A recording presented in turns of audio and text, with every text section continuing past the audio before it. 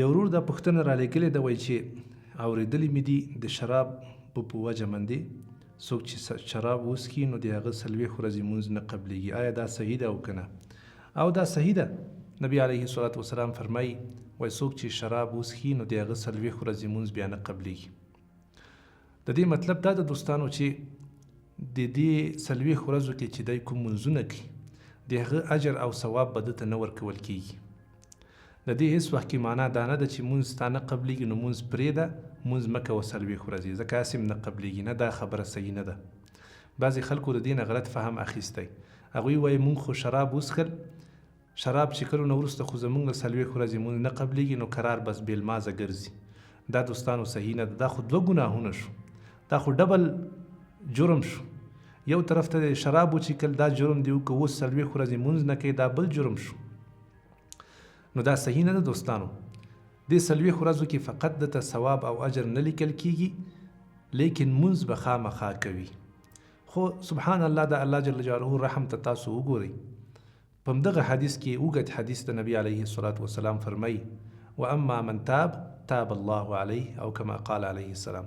لیکن هغه څوک چې توبه وباسي نو الله جل جلاله به د توبه قبوله کړي.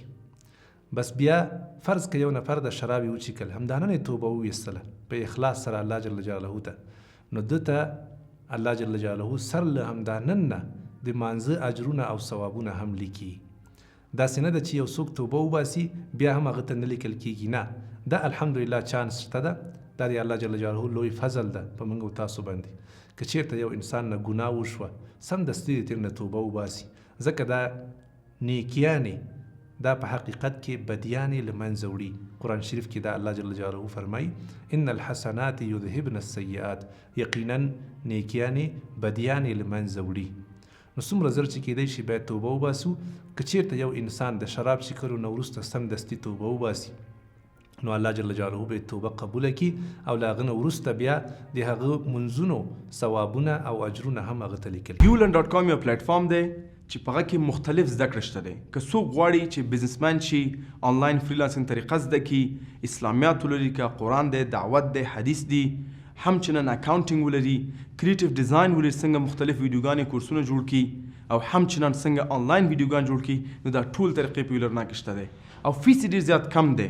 که ته د افغانستان نه بیرون د کال فقط د میاشتې $7 دی تا ته، او ته یو فیس باندې کولی شي ټولو مقالو ته چې زرهاو نه ډېر زیاتې دي او سلهاو کورسونو ته لاسرسی پیدا کړي د ټول کال دپاره او زده کړه وکړي.